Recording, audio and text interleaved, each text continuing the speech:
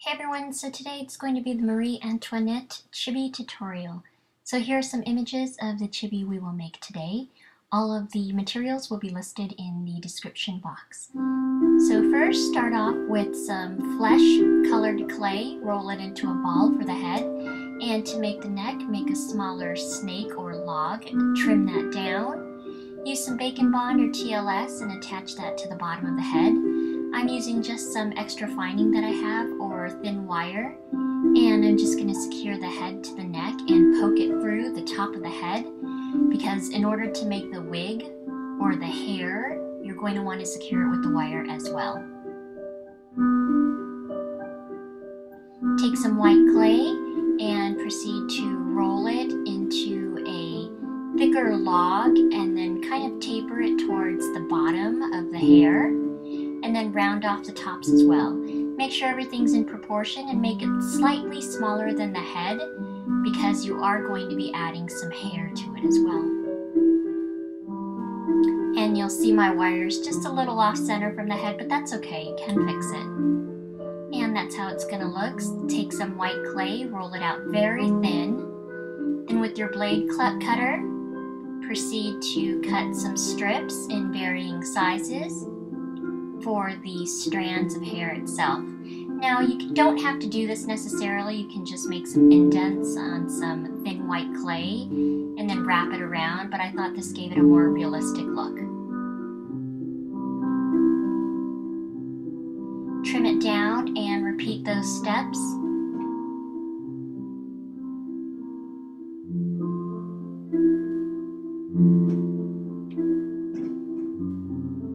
This is how it looks all the way around.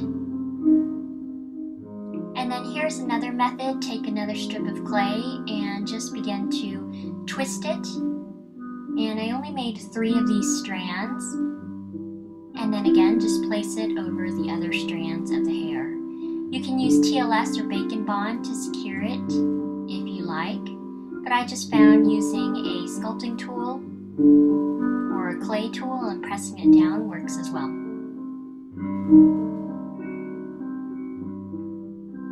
Now to make the other portion of the hair, like the little curls, what you're going to do is roll a thin piece of snake and then begin to coil it so it looks like a snail or a coil. And excuse my nails, I've been doing a lot of gardening lately, so you're going to see just a lot of stuff on my nails. So that's one method of making that. Trim it down once you've coiled it, and then begin to place it around the base of the neck where the hair or the wig connects to the head. You will do this so many times that you're going to get totally bored of making this. This is probably the most tedious part of making this chibi, but it adds to the effect and makes it a little more detailed. Another way of making that coil is putting it flat on your work surface, holding the base or the middle, and then just coiling it around, as you can see there. Again, you'll make multiple of these in varying sizes. You'll see that I'm using bacon bond as well, just to make sure that it's secured. Don't worry if you get any specks of dust or hair on it, because towards the end I just pick it off or sand it off. And that's how it looks. Take some pink clay, roll it into an oval shape, and this is essentially going to be the body of Marie Antoinette. Flatten it, make the shoulders a little more broad, so taper towards the bottom, kind of like a V shape, for example. Proceed to push that into the wire or pin. I'm not showing the back of the hair because I actually messed up on the hair, but on another tutorial I'll show you how to do that. And then just check it in proportion to another chibi that you have. Take another roll of clay roll it into a snake. This is going to be the collar, so that you're covering the part of the neck and the body. Wrap it around and then proceed to trim it down. I'm using a ball tool and just pressing it into the collar itself, so it gives it just a little bit of detail. This is the same technique that I used for the hat in the previous chibi that I made.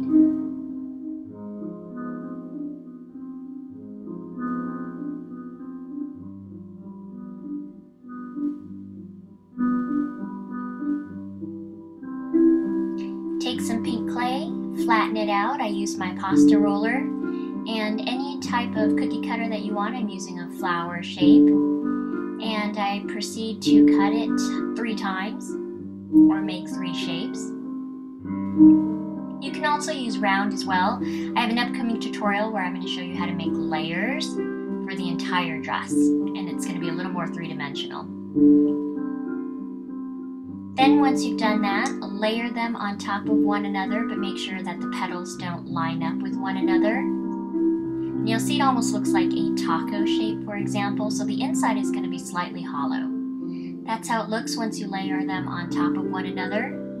Take another piece of wire or head pin and proceed to push that into the body. You can use one long piece of wire if you want, but I chose not to. Take your bottom of the dress and then push it into the pin, butt it right up against the body, and there you go. There's the first part of the dress. Take some lighter pink clay or any other color, roll it out, but it's going to be slightly thicker, and use a circle cutter or cookie cutter and cut that shape. I'm using a lace texturing from Sculpey and a rolling pin. You can do this after or before you cut the circle out. This just adds a little more details to the bottom of the dress. Again, kind of roll it into half or like a taco shape, and kind of wedge this right under the flounces or ruffled layers. Again, I'm just checking the proportion. Once you've done that, take some black clay and then roll it very thin and cut it into a strip. This is going to be the belt of Marie Antoinette's dress, and it's just going to cover up that portion where you connect the dress to the waist or the body. Don't worry about how messy or any of the fingerprints, you can fix that later, but I tend to get just a little too picky about that. To make the arms, roll it into a thick snake, trim it down. I taper the ends or pinch the ends a little bit so it sits or it connects to the body just a little bit better.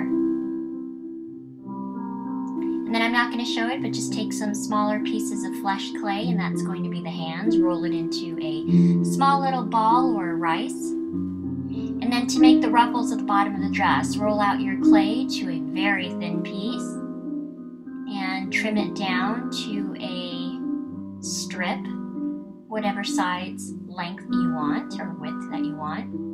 Once you've cut it down, the way to create the ruffles is start on one end and begin to kind of fold it over without flattening it. So you'll see I'm kind of making this S, for example, and I'm just slightly pinching the tops because the tops are going to be tucked under the previous layer that we made. So just repeat this step until the desired length that you want to make your ruffles. Because the clay is very thin, when you pull it up, it may rip, but just make sure that you use your blending tool and then you can fix those rips. And you'll see I actually ripped it as I pull it up, and you'll see I'm flattening the tops there. Pull that up, and you can secure it with some bacon bond. See, there's that little rip there, but you can fix it. And then proceed to tuck that in between the layer, the back layer, and the front layer of your dress. Again, use some bacon bond or TLS if you want to secure it. And that is the bottom of your dress.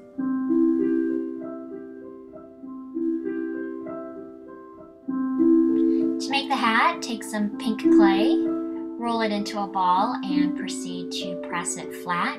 This is going to be the brim of the hat. Make sure you don't have any cracks like I do, but just make sure you smooth it out. Take another piece of clay, roll it into a ball, and flatten that as well. Place that on top of the brim of your hat. Pick up the brim of your hat. Then what you'll do is pinch the two fronts so it creates a V-like shape. Again, sorry, I was planting and painting, so there's just all kinds of stuff on my nails.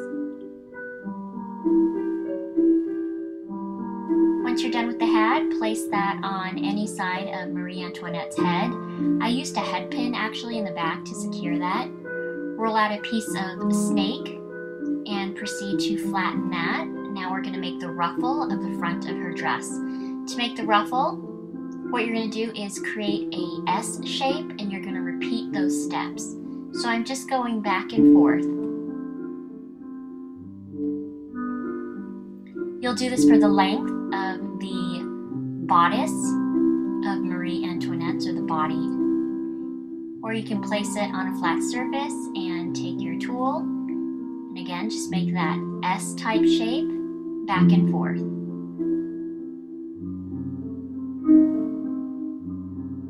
I'm using some bacon bond just to make sure that I can secure it. I've already trimmed it down and placed it right in the front.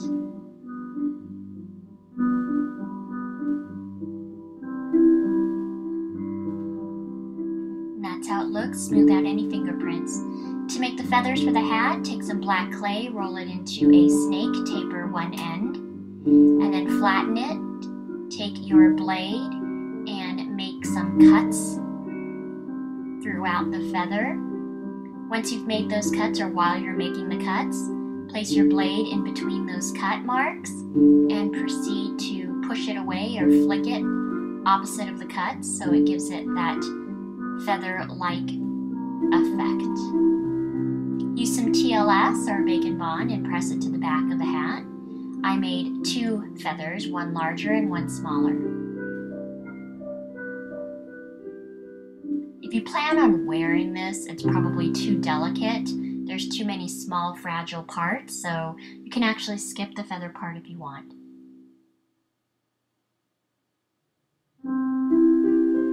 And this is how it looks before it's baked.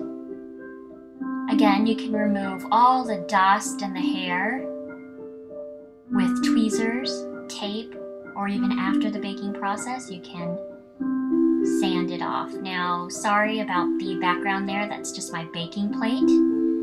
I'm just making the eyebrows with some black clay rolled thin.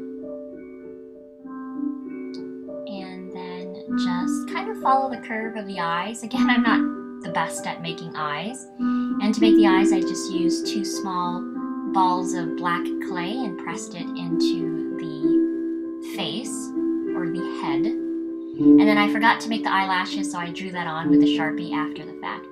Take some blue acrylic paint. I almost said clay. And then draw on like a half moon for the eyes. And you know, I'm not any expert in making eyes here, so I don't even know why I'm explaining it. You can just watch it. Again, I used acrylic paint.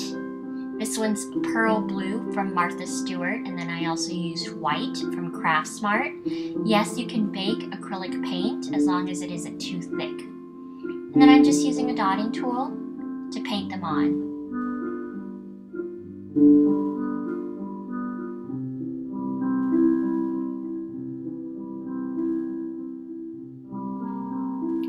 I let the blue paint dry just a little bit before I proceeded to put the white parts on the top of it. And then I'm just dusting the hair with some Pearl X in micro pearl. Once everything's baked, sanded, and lint and dust picked off, this is how it looks. I took a little rhinestone and I glued it to the middle of her belt right there, or sash. Glazed everything with the exception of her face because I like that matte look. And there you go. You can use some pink chalk pastels to paint on the cheeks, and I would suggest doing that ahead of time. I forgot, so I did it afterwards, and the clay's not as porous, so it doesn't pick up as much as the other chibi that you see to the right. And there you go. I hope you enjoyed this tutorial. If you'd like to see more, just let me know. Thanks everyone for watching. Bye.